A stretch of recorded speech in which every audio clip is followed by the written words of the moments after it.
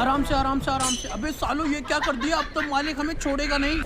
अबे फुल्लू तेरे साथ काम करने में मुझे बहुत मजा आता है। अरे मालिक मैं कारीगर ही इतना अच्छा हूँ। अबे साली ये क्या कर रहा है, तुझे यहाँ से ईंट लाने के लिए किसने बोला? सारा काम खराब कर दिया। हाँ और पीछे और पीछे और पीछे और रुक जा सबे साले पूरी दीवार गिरा दी तूने। एक काम ढंग से नहीं होता।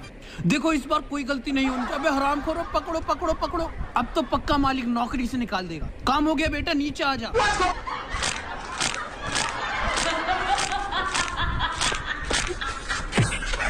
अरे हरामखोर मेरी उंगलियों का तो भरता बन गया।